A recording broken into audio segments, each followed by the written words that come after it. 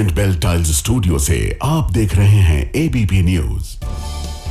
ना इधर ना उधर, हर खबर की पूरी खबर, ना लाग लपेट ना ही खबरों में खोट। आप देख रहे हैं एबीपी रिपोर्ट और मैं हूं आपके साथ शीरीन। शुरुआत उन 4 खबरों के साथ जो हम आपको इस बुलेटिन में आगे विस्तार से दिखाने वाले हैं। अंतरिक्ष से शुभांशु शुक्ला की सुरक्षित लैंडिंग। कैलिफोर्निया तट के पास कैप्सूल उतरा। मुस्कुराते हुए कैप्सूल से बाहर आए शुभांशु। परिवार के साथ देश भर में खुशी का माहौल है। दूसरी खबर, ताबड़तोड़ हत्या से कांप रहा है बिहार। नवादा में 19 साल के युवक का शव मिला। पटना में बैंक मैनेजर की संदिग्ध परिस्थितियों में मौत हो गई। विपक्ष ने सवाल खड़े किए हैं। तीसरी खबर, लखनऊ में पति को फंसाने के लिए एक महिला ने अपनी ही 7 साल की बच्ची की हत्या कर दी। प्रेमी के साथ लिव इन में रहने के लिए इस पूरी साजिश को रचा गया। और शहर शहर जारी है कांवड़ियों का उत्पात। हरिद्वार में ऑटो से जल लेकर आ रहे कांवड़ियों को पैदल चल रहे कांवड़ियों ने पीटा। कानपुर में भी कांवड़ियों के उत्पात की खबर सामने आई है। तमाम खबरों पर हर एक जानकारी आप तक हम पहुंचाएंगे। चलिए विस्तार से खबरें दिखाते हैं और आज हम आपको दिखाएंगे भारत के लाल शुभांशु की शुभ वापसी की शानदार तस्वीरें। वो यादगार पल जब 140 करोड़ भारतीयों के लिए गर्व के पल। उससे जुड़ी एक एक तस्वीर और हर पल हम आपसे साझा करने जा रहे हैं। अंतरिक्ष में कमाल करके भारत का लाल आज वापस धरती पर लौट आया है। 18 दिन बाद पृथ्वी पर लौटे शुभांशु शुक्ला और उनके साथियों का जोरदार स्वागत किया गया। जब तक शुभांशु शुक्ला धरती पर सुरक्षित नहीं लौटे तब तक सभी की धड़कनें बढ़ी हुई थी और हर किसी की नजर उस ड्रैगन कैप्सूल पर थी जिसमें शुभांशु और उनके साथी सवार थे। भारत में दोपहर के 3 बज रहे थे और अमेरिका के जिस कैलिफोर्निया में शुभांशु का ड्रैगन कैप्सूल उतरना था वहां रात के 2:30 बज रहे थे। तभी आसमान में तारे की तरह टिमटिमाता ड्रैगन यान नजर आया। जिस वक्त ड्रैगन कैप्सूल वायुमंडल में प्रवेश कर रहा था उस वक्त उसकी रफ्तार 27,000 किलोमीटर प्रति घंटा थी और तापमान करीब 1600 डिग्री सेल्सियस। सबसे पहले डॉज पैराशूट खुले, फिर 2:59 पर मुख्य पैराशूट खुल गए और जैसे ही ऊंचाई 6 किलोमीटर से कम की बची, ड्रैगन कैप्सूल की गति करीब 30 किलोमीटर प्रति घंटे की हो गई। और इसके बाद दोपहर 3:01 पर आया वो लम्हा जो इतिहास के पन्नों में दर्ज हो गया। शुभांशु का ड्रैगन कैप्सूल कैलिफोर्निया तट के पास प्रशांत महासागर में उतरा, जिसके बाद स्पेस एक्स की टीम ने कैप्सूल को रिकवर करने की प्रक्रिया शुरू की। ड्रैगन कैप्सूल की सुरक्षित लैंडिंग के बाद हर कोई शुभांशु की एक झलक देखने को बेताब था और जैसे ही शुभांशु कैप्सूल से बाहर निकले उनके चेहरे की मुस्कान ये बता रही थी कि ये पल उनके लिए और 140 करोड़ भारतवासियों के लिए कितना खास था। ड्रैगन यान का हैच खुला और अंदर नजर आया कि चारों अंतरिक्ष यात्री अपनी सीट पर बैठे हुए थे और इसके बाद शुरू हुई सभी को बाहर निकालने की तैयारी। सबसे पहले बाहर आई इस मिशन की कमांडर पैगी विटसन, जो अमेरिकी नागरिक हैं। दूसरे नंबर पर निकले भारत के गगनवीर शुभांशु शुक्ला। शुभांशु ने जैसे ही धरती पर पहला कदम रखा उनका चेहरा खिल उठा। शुभांशु के कंधे पर छपा तिरंगा बता रहा था कि हिंदुस्तान के लिए ये पल कितना खास है। स्पेस एक्स की टीम ने उन्हें सहारा दिया जिसके बाद वो सही से खड़े हो सके। अब 10 दिन तक शुभांशु और उनके साथी आइसोलेशन में रहेंगे ताकि उनके स्वास्थ्य की जांच हो सके और अंतरिक्ष के प्रभावों से उबर सके। शुभांशु शुक्ला ने हिंदुस्तान को अंतरिक्ष की एक नई राह दिखाई है, भविष्य के लिए नई उम्मीदें जगाई हैं। उनके सफल मिशन पर पूरा देश इस वक्त खुश है और खुशी सरकार को भी है क्योंकि अब आगे मिशन गगनयान है जिसकी दिशा में शुभांशु का ये मिशन मील का पत्थर साबित होगा। शुभांशु शुक्ला की स्पेस स्टेशन से वापसी पर प्रधानमंत्री नरेंद्र मोदी ने खुशी जताई और लिखा, शुभांशु ने अपने समर्पण, साहस और अग्रणी भावना से करोड़ों सपनों को प्रेरित किया है। ये हमारे अपने मानव अंतरिक्ष उड़ान मिशन गगनयान की दिशा में एक और मील का पत्थर है। प्रधानमंत्री का ये पोस्ट बता रहा है कि शुभांशु ने हिंदुस्तान के सपने को कैसे पंख लगाए हैं। Bharat has today truly found an enduring space in the world of space. It's a moment of pride for the whole world and a moment of glory for India as one of her illustrious sons returns back after accomplishing a successful voyage. Gaganyaan mission Bharat का पहला मानव अंतरिक्ष यान mission है और शुभांशु की सफलता के बाद इस मिशन की राह आसान होती नजर आ रही है। शुभांशु शुक्ला ने अंतरिक्ष में पूरे 18 दिन बिताए। अगर घंटे में इसको बदला जाए तो 400 से ज्यादा घंटे वो अंतरिक्ष में रहे हैं। इस दौरान उन्होंने पृथ्वी के 288 चक्कर भी लगाए। आपको इस मिशन की कुछ और खास बातें भी बता देते हैं। देखिए, अंतरिक्ष में शुभांशु शुक्ला ने हर दिन 16 सूर्योदय और 16 सूर्यास्त देखे हैं। जिस ISS में शुभांशु ने अपने 18 दिन बिताए, वो पृथ्वी से 400 किलोमीटर ऊपर की कक्षा में थे। बताया गया है कि शुभांशु की इस यात्रा पर इसरो ने लगभग 550 करोड़ रुपए खर्च किए हैं। अंतरिक्ष से सिर्फ शुभांशु और उनके साथी ही नहीं लौटे हैं, वो अपने साथ करीब 280 किलो सामान लेकर भी लौट रहे हैं। इसमें 60 से ज्यादा वैज्ञानिक प्रयोगों का डेटा भी शामिल है। शुभांशु ने अंतरिक्ष में कई ऐसे सैंपल इकट्ठा किए जो भविष्य में बड़े अंतरिक्ष अभियानों के लिए भोजन, ऑक्सीजन और बायोफ्यूल का स्रोत बन सकते हैं। और सबसे बड़ी बात यहां यह है कि शुभांशु का यह अनुभव 2027 में शुरू होने वाले मिशन गगनयान में बेहद अहम साबित होगा। देखिए, सिर्फ हिंदुस्तान में ही नहीं, सुपर पावर अमेरिका में भी बाढ़ और बारिश ने इस वक्त कोहराम मचा दिया है। अमेरिका के न्यू जर्सी में इतनी बारिश हुई कि वहां पर आपातकाल की घोषणा कर दी गई, क्योंकि तेज बारिश के बाद वहां इतना पानी भर गया कि करोड़ों रुपए की लग्जरी गाड़ियां बाढ़ में बह गई। और तेज बारिश के बाद अमेरिका के न्यू जर्सी में सैकड़ों लोगों पर जान का खतरा मंडराने लगा। हालांकि इस खतरे को भांपते हुए पहले ही सैकड़ों लोगों का रेस्क्यू कर लिया गया, लेकिन इससे पहले कि इलाके को पूरी तरह खाली कराया जाता, न्यू जर्सी के सोमरविले में फ्लैश फ्लड यानी कि अचानक बाढ़ आ गई, जिसके बाद जो गाड़ियां सड़कों पर फर्राटा भर रही थी वो पानी में बहने लगी। बताया जा रहा है कि कार के अंदर कई लोग सवार थे, जिन्होंने तुरंत आपातकालीन नंबर 911 पर फोन करके मदद मांगी, जिसके बाद इन लोगों को बचा लिया गया। अमेरिका के न्यू जर्सी से सामने आए एक वीडियो में तो दर्जनों गाड़ियां बाढ़ में डूबी नजर आईं। उधर भारत के पड़ोसी देश चीन में भी बाढ़ और बारिश ने कोहराम मचाया हुआ है। दक्षिण चीन के गुआंगशी प्रांत में बाढ़ मानो सब कुछ निगलने पर आमादा हो गई है। नदियों का उफनता पानी सैकड़ों लोगों का आशियाना बहा ले गया है। कई शहर तो पूरी तरीके से बाढ़ की चपेट में है, जिसमें चीन के उत्तर पश्चिम में श्वेत के चांग टाउनशिप में तो बाढ़ ने कोहराम मचा दिया। वहां नदियां खतरे के निशान से ऊपर बहने लगी, जिसकी वजह से लियानहे और डोंगवांग गांव सबसे ज्यादा प्रभावित हुए। आपदा को दिखाते हुए वहां से जो ड्रोन वीडियो सामने आया, उसमें घर, दुकान और मैदान हर जगह सिर्फ पानी ही पानी नजर आया।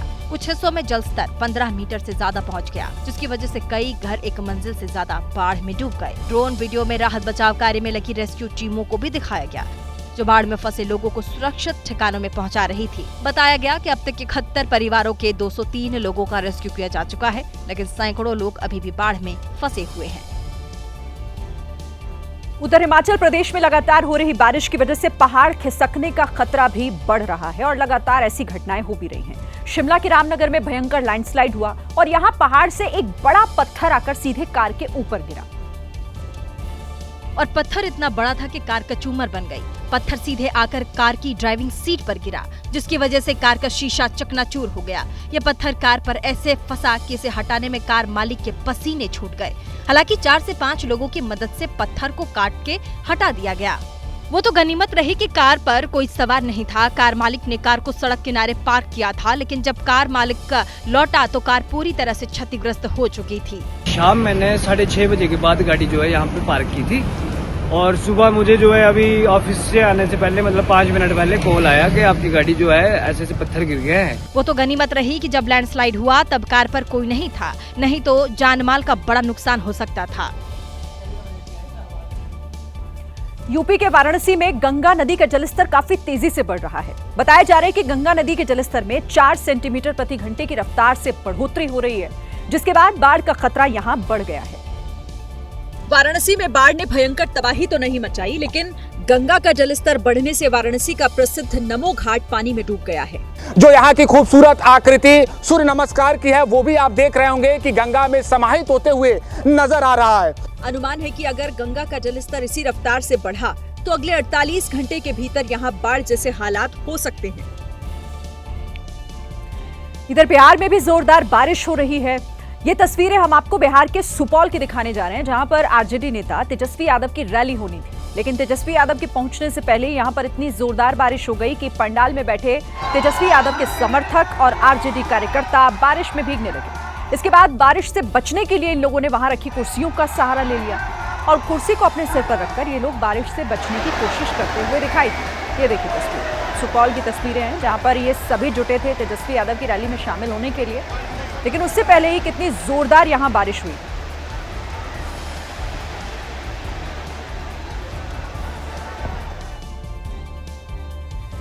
यूपी की राजधानी लखनऊ में बाइकर्स गैंग का एक वीडियो सोशल मीडिया पर जमकर वायरल हो रहा है, जिसमें दर्जनों बाइकर ट्रैफिक नियमों को ताक पर रखकर हुड़दंग मचाते दिखे और वहीं इस दौरान 2 बाइक हादसे का शिकार भी हो गए। बिना हेलमेट ट्रैफिक नियमों को धता बताते हुए ये बाइकर लखनऊ विश्वविद्यालय के सामने वाली सड़क पर फर्राटा भर रहे थे। तभी एक मेट्रो पिलर के पास एक बाइक अनियंत्रित हो गई और डिवाइडर से टकरा गई, जिससे उस बाइक के पीछे चल रही दूसरी बाइक और बाइक सवार भी टकरा कर गिर गए। हालांकि इन बाइक के पास चल रहा एक और बाइकर अपनी बाइक को संभालने में सफल रहा। हादसे में 4 बाइकर घायल हुए हैं। मामला लखनऊ के हसनगंज थाना क्षेत्र का है।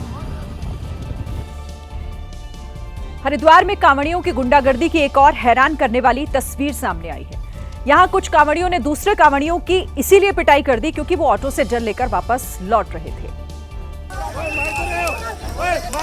एक तस्वीर में दिखाई दिया कि कांवड़ियों ने एक ऑटो रोका और उसमें बैठे दूसरे कांवड़िये को नीचे उतारा, फिर उसकी पिटाई शुरू कर दी। वहीं जब एबीपी संवाददाता शिवांक मिश्रा ने कांवड़ियों से पिटाई की वजह जानने की कोशिश की तो जो जवाब मिला वो हैरान करने वाला था। इसका मतलब ही क्या होता है? ये सारे लेके आ रहे हैं, बोले कैसे लेके आ रहे हैं? सब कंधे से लेके आ रहे हैं। जब बस की नहीं है तो ना लेके आए।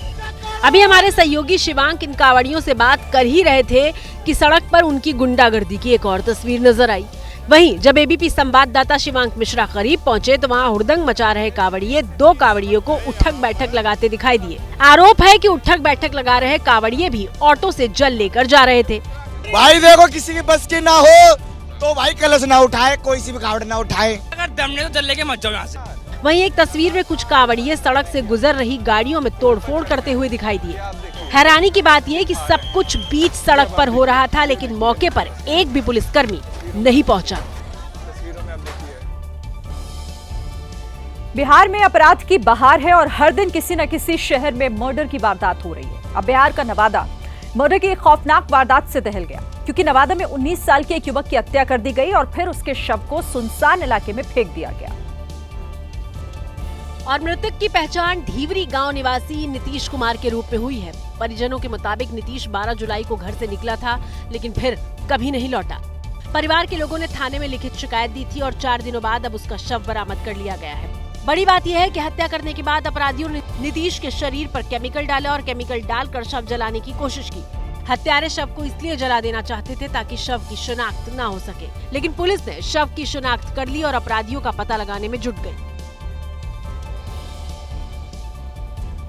देखिए, इसी बीच बिहार की राजधानी पटना से भी एक सनसनीखेज मामला सामने आया। पटना में एक निजी बैंक मैनेजर जो कई दिनों से लापता था, लेकिन अब उसका शव बरामद हुआ है। और बड़ी बात यह है कि आईसीआईसीआई लोम्बार्ड के मैनेजर अभिषेक वरुण का शव 2 दिनों की तलाशी के बाद एक सूखे कुएं में मिला। कुएं में उनकी स्कूटी भी पड़ी थी। देखिए, ये इलाका जो है बेउर जेल का इलाका है। बेउर जेल से जब आगे 2 किलोमीटर बढ़ते हैं तो ये हसनपुरा गांव है और पूरा ये कच्चा रास्ता है। उसी के आगे बढ़ने पर यहाँ पर जो है ये कुआं है और उसी में उनकी बॉडी और स्कूटी भी है। शव जिन परिस्थितियों में स्कूटी के साथ सूखे कुएं में पड़ा मिला, उसके बाद मौत की अलग अलग वजह बताई जा रही है। कुछ लोग इसे हादसा तो कुछ हत्या बता रहे हैं, जबकि कुछ इसे सुसाइड के एंगल से भी देख रहे हैं। यह हत्या है। आत्महत्या करने के लिए आएगा कि वहाँ से पुल पर से कूद जाएगा, ट्रेन में कट जाएगा, गंगा जी में कूदेगा। इस मामले में पुलिस का कहना है कि जांच की जाएगी और उसी के बाद ये पता चलेगा कि ये हत्या है या आत्महत्या। हालांकि बिहार में होती एक के बाद एक मर्डर की घटनाओं ने नीतीश सरकार को कटघरे में लाकर खड़ा कर दिया है। सरकार से सवाल पूछे जा रहे हैं कि आखिर कानून किधर है, क्यों नहीं क्राइम को कंट्रोल किया जा रहा। और बिहार में होती ये घटनाएं इसलिए भी चिंता बढ़ा रही हैं क्योंकि बिहार में केवल जुलाई महीने में ही अब तक 24 हत्याएं हो चुकी हैं। सबसे ज्यादा चिंता बढ़ाने वाली बात यह है कि बिहार की राजधानी पटना में सबसे ज्यादा क्राइम हो रहा है। अकेले पटना की बात करें तो बीते 10 दिनों में 7 से ज्यादा हत्याएं हो चुकी हैं। सीएम नीतीश कुमार के गृह जिले नालंदा में अपराधियों ने एक किसान को धारदार हथियार से काट डाला। पूरे बिहार में अपराधियों के निशाने पर सबसे ज्यादा कारोबारी हैं। मतलब देखिए, यहां ये साफ है कि जिस तरीके से बिहार अपराधियों का गढ़ बना है, उस पर सियासत भी जमकर हो रही है। पहले केवल विपक्षी सरकार पर सवाल खड़े कर रहा था, लेकिन अब तो पार्टी और सहयोगी दलों के नेता भी अपनी सरकार पर सवाल उठाने लगे हैं। और अब बीजेपी के वरिष्ठ नेता रामेश्वर चौरसिया ने बिहार में योगी मॉडल लागू करने की मांग की है। अपराधियों में दहशत पैदा करना है तो योगी मॉडल लागू करना पड़ेगा।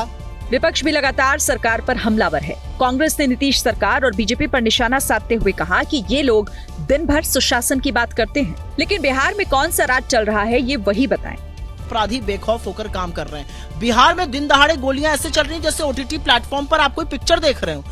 उधर आरजेडी नेता तेजस्वी यादव ने भी सरकार पर सवाल खड़े किए। तेजस्वी यादव ने कहा कि बिहार क्राइम कैपिटल बन चुका है और सरकार अचेत अवस्था में है। मध्य प्रदेश के अलीराजपुर से हैरान करने वाली तस्वीर सामने आई। यहां पर एक तेज रफ्तार एसयूवी ने गश्त कर रहे पुलिसकर्मियों को कुचलने की कोशिश की, जिसकी तस्वीरें भी सामने आ गई हैं। सीसीटीवी फुटेज में दिखाई दे रहा है कि 13 जुलाई की रात अलीराजपुर बस स्टैंड चौराहे पर 2 पुलिसकर्मी गश्त कर रहे थे। तभी रात के तकरीबन 1:30 बजे बिना नंबर प्लेट वाली तेज रफ्तार एसयूवी ने चौराहे पर मौजूद पुलिसकर्मियों को कुचलने का प्रयास किया। हालांकि इस दौरान पुलिसकर्मियों ने तत्परता दिखाई और एसयूवी कार के सामने से हट गए, जिससे गाड़ी सामने मौजूद पोल पर जा टकराई। हालांकि इस घटना में एक पुलिसकर्मी को चोट आई है। वहीं बताया जा रहा है कि घटना के तुरंत बाद एसयूवी ड्राइवर मौके से फरार हो गया। आरोप है कि कांग्रेस विधायक सेना पटेल के बेटे पुष्पराज ने पुलिसकर्मियों को कुचलने का प्रयास किया, जिसे पिछले साल एक युवती को मानसिक रूप से प्रताड़ित करने, आत्महत्या के लिए उकसाने के आरोप में गिरफ्तार किया गया था। फिलहाल वो मामला कोर्ट में लंबित है। नक्सलियों के खिलाफ चलाए जा रहे केंद्र और राज्य के संयुक्त ऑपरेशन में नक्सल संगठन अब अपनी आखिरी सांसें गिन रहा है। नक्सलियों ने पहली बार एक बड़ा कबूलनामा किया है। नक्सली संगठनों ने अपने कबूलनामे में माना है कि सुरक्षा बलों के हाथों पिछले 1 साल में उनके 357 माओवादी मारे जा चुके हैं। मारे गए नक्सलियों में 136 महिलाएं शामिल हैं। यही नहीं, 4 सीसी मेंबर, 15 राज्य कमेटी के नक्सली भी शामिल हैं। कबूलनामे के मुताबिक एंटी नक्सल ऑपरेशन से नक्सल संगठन को सबसे बड़ा नुकसान दंडकारण्य में हुआ है, जहां 281 नक्सली मारे गए। मारे गए साथियों की याद में नक्सली 28 जुलाई से 3 अगस्त तक शहीदी सप्ताह मनाएंगे। दरअसल पिछले 1 साल नक्सलियों के खिलाफ कार्रवाई में तेजी आई है। सुरक्षा बलों की कार्रवाई से हलकान होकर लगातार नक्सली सरेंडर कर रहे हैं, जिससे उनका संगठन कमजोर हुआ है। उत्तर प्रदेश की राजधानी लखनऊ में एक ऐसी सनसनीखेज वारदात सामने आई, जिसने समाज और इंसानियत दोनों को झकझोर कर रख दिया। दरअसल रोशनी नाम की इस महिला ने अपनी ही 7 साल की बच्ची की हत्या कर दी, वो भी इसलिए कि पति को फंसाया जा सके। रोशनी लिव इन में अपने प्रेमी के साथ रह रही थी। बीती रात उसने गला दबाकर साइना की हत्या कर दी और पुलिस को फोन लगाकर बताया कि उसके पति ने बेटी को मार डाला। पुलिस ने बारीकी से जांच की। रोशनी अपने बयान बार बार बदलने लगी, जिससे पुलिस को शक हुआ और जब कड़ाई से पूछताछ की तो रोशनी ने अपना जुर्म कबूल कर लिया। वारदात कैसरबाग के खंडारी बाजार इलाके की है। उत्तर प्रदेश के बरेली में बच्चों को कावड़ ना लाने की सलाह देकर एक गुरुजी बुरी तरीके से फंस गए। दरअसल बरेली के एमजीएम कॉलेज में पढ़ाने वाले एक टीचर ने बच्चों को एक कविता सुनाई थी, जिसमें वो छात्रों को कावड़ लेने ना जाने की सलाह देते दिख रहे थे। इस सलाह पर उनके खिलाफ एफआईआर हो गई।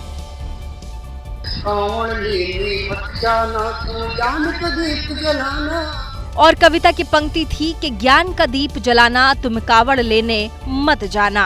हर जन जन तक पहुँचाना, कावड़ लेने मत जाना, तुम ज्ञान का दीप जलाना, मानवता की सेवा करके सच्चे मानव बन जाना, कावड़ लेने मत जाना, तुम ज्ञान का दीप जलाना।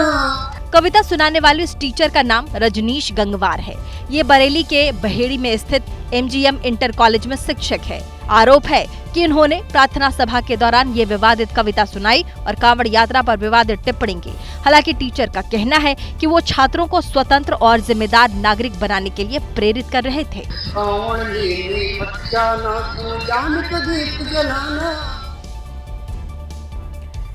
हालांकि शिक्षक रजनीश गंगवार का कांवड़ यात्रा को लेकर विवादित कविता सुनाना भारी पड़ गया। उनकी ये कविता सोशल मीडिया पर वायरल हुई तो हिंदू संगठन भड़क गए। हिंदू संगठन के लोगों ने धार्मिक भावनाएं आहत करने का आरोप लगाते हुए शिक्षक रजनीश गंगवार पर एफआईआर दर्ज करा दी, जिसके बाद पुलिस ने शिक्षक के खिलाफ तुरंत एक्शन लिया। पुलिस ने शिक्षक रजनीश गंगवार पर बीएनएस की धाराओं में केस दर्ज कर लिया।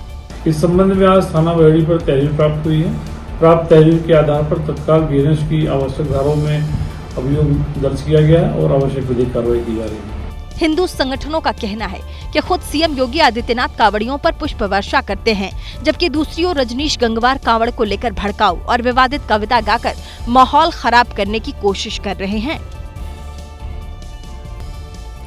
बिहार के गयाजी में एक बीएलओ मतदाता सूची में नाम जुड़वाने के लिए लोगों से पैसे लेते हुए रंगे हाथ पकड़ा गया। वीडियो वायरल होने के बाद बीएलओ के खिलाफ केस दर्ज किया गया, साथ ही उसे इस काम से भी फिलहाल हटा दिया गया है। सामने आए वीडियो में बीएलओ ने खुद पैसे लेने की बात स्वीकार की है। अरे भैया चाय भरी लेंगे। आरोप है कि बीएलओ गौरी शंकर मतदाता सूची में नाम जोड़ने के बदले में लोगों से ऑनलाइन पैसे वसूल रहा था। आप पैसा लिए ऑनलाइन? अरे भैया चाय भरी लेंगे। फोन पे से पैसा दिया वो आप लिए 20 रुपए। एक तो चोरी, ऊपर से सीना जोरी। बीएलओ ने घूस तो ली ही, सवाल पूछने पर रौब भी झाड़ा। काहे लीजिएगा फार्म का पैसा? तकलीफ है आपको? इतना ही नहीं, बीएलओ साहब इस पर सफाई देते भी दिखे। प्रेम से मांगा दिया। हालांकि हंगामा बढ़ने के बाद बीएलओ ने लोगों के पैसे वापस कर दिए। वीडियो वायरल होने के बाद आरोपी बीएलओ के खिलाफ केस दर्ज कर दिया गया। यूपी की योगी आदित्यनाथ सरकार अपराधियों के काल बन चुकी है। अपराध और अपराधी के खिलाफ जीरो टॉलरेंस नीति के तहत प्रदेश में पुलिस ने पिछले 8 सालों में ताबड़तोड़ कार्रवाई करते हुए एनकाउंटर में 238 अपराधियों को ढेर कर दिया है। वहीं कार्रवाई में 9,467 अपराधी घायल हुए हैं, जबकि 30,694 अपराधियों को गिरफ्तार भी किया गया। वहीं अगर जिलों के हिसाब से यहां पर बात करें तो आगरा में 20 एनकाउंटर, प्रयागराज में 10 एनकाउंटर, बरेली में 15 बदमाशों का एनकाउंटर हुआ, गोरखपुर में 8, कानपुर में 11 एनकाउंटर हुए हैं। बात करें लखनऊ की तो वहां पर 15 बदमाशों का एनकाउंटर हुआ है, जबकि लखनऊ में कमिश्नरी 11 बदमाशों का एनकाउंटर हुआ है। मेरठ में 80 एनकाउंटर तो वाराणसी में कुल यहां 26 एनकाउंटर हुए हैं। बात उत्तर प्रदेश के चित्रकूट की, जहां करोड़ों रुपए के पुल भारी बारिश की भेंट चढ़ गए। हैरानी की बात यह है कि इन पुलों का अभी उद्घाटन भी नहीं हुआ है। वाल्मीकि नदी पर बने 10 करोड़ के बघवारा पुल का अप्रोच मार्ग धंस गया है। सड़कें फट गई हैं और निर्माण में इस्तेमाल की गई सामग्री भी बारिश में बह गई है। मानिकपुर क्षेत्र में धारकुंडी आश्रम मार्ग पर 18 करोड़ की लागत से बना पुल भी क्षतिग्रस्त हो गया। इस पुल का अप्रोच मार्ग करीब 5 मीटर तक बह गया है। ये मार्ग यूपी और एमपी की सीमा को जोड़ता है। इससे दोनों राज्यों के 10 से ज्यादा गाँव का आवागमन प्रभावित हुआ। मामले की जानकारी सेतु निगम के प्रबंधन को दे दी गई है। पैसा कमाने और सोशल मीडिया पर फॉलोअर्स बढ़ाने की चाहत में लोग क्या क्या नहीं करते हैं। यूपी की संभल पुलिस ने ऐसे ही गालीबाज गैंग को गिरफ्तार किया है, जो लाइक और व्यूज बढ़ाने के लिए सोशल मीडिया पर गाली वाले वीडियो अपलोड करता था। हैरानी की बात यह है कि वीडियो लड़कियां बना रही थी। पुलिस की गिरफ्त में आई इन लड़कियों को आपने शायद सोशल मीडिया में स्क्रॉल करते वक्त देखा होगा। ये लड़कियां ऐसी गालियां दे रही थी जिन्हें किसी भी सूरत में सही नहीं ठहराया जा सकता। पिछले कई दिनों से कुछ लड़कियों के द्वारा गाली गलौज करके वीडियो वायरल किए जा रहे थे। इस बात की सूचना जब थाना असमौली पे दी गई, पुलिस को द्वारा तुरंत उस इंस्टाग्राम आईडी को से ट्रेस किया गया। युवतियों के गाली देने और किसी को धमकाने की एवज में 20 से 25 हजार रुपए तक चार्ज करती थी। पिछले 6 महीने में ये दोनों युवतियां 546 पोस्ट कर चुकी हैं। इनके इंस्टाग्राम पर 4,32,000 फॉलोअर्स हैं। तो आखिरकार कई सालों के इंतजार के बाद भारत में भी टेस्ला कार्स की लॉन्चिंग हो गई। आज से भारत में टेस्ला ने अपना नया शोरूम खोल लिया है। मुंबई में खुले टेस्ला के पहले शोरूम के उद्घाटन के दौरान महाराष्ट्र के मुख्यमंत्री देवेंद्र फडणवीस वहां पर मौजूद रहे। फडणवीस ने कार से पर्दा हटाकर देश के लोगों को भारत में आई नई इलेक्ट्रिक कार की झलक दिखाई। दुनिया के सबसे अमीर व्यक्ति एलोन मस्क की कंपनी टेस्ला ने अपनी 2 गाड़ियों को भारत में लॉन्च किया।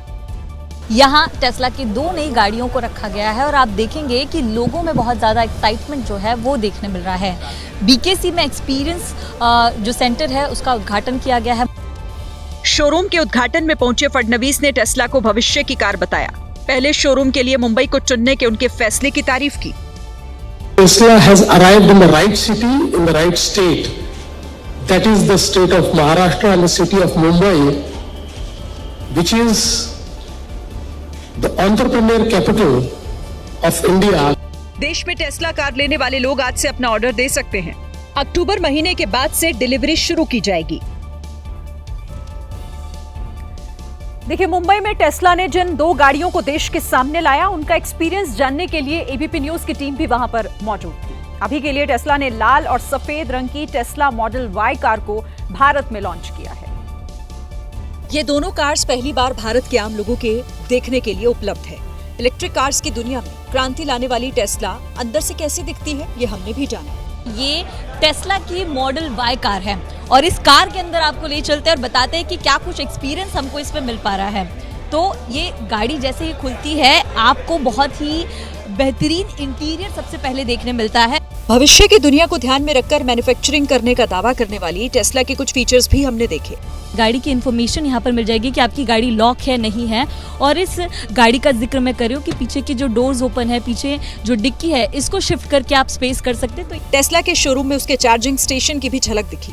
कार में ड्राइवर के साथ और उसके बिना चलने का फीचर भी है। ये जो है ऑटोमेटिक कार है, यानी कि ड्राइवर लेस कार है। भारत में ड्राइवर्स जो हैं वो खुद इस पर चलाएंगे, लेकिन फिलहाल के लिए इस तरह की तस्वीर है। मैं दरवाजा आपको बंद करके दिखाती हूँ। बहुत ही स्मूथ एक्सपीरियंस है इसके साथ। टेस्ला की इस धमाकेदार एंट्री ने इलेक्ट्रिक कारों की ग्लोबल मार्केट में भारत को एक कदम और आगे किया है।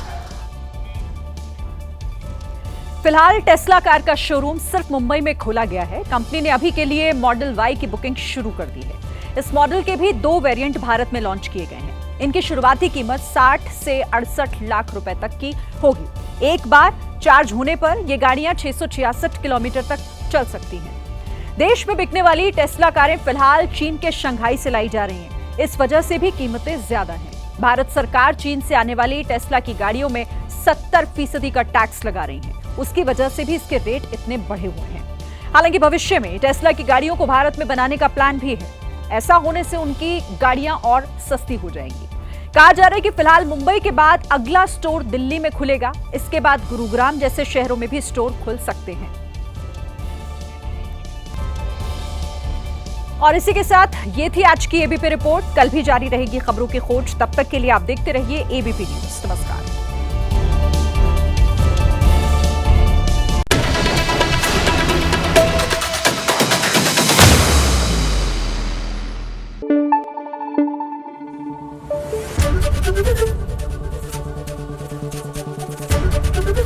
एबीपी न्यूज आपको रखे आगे।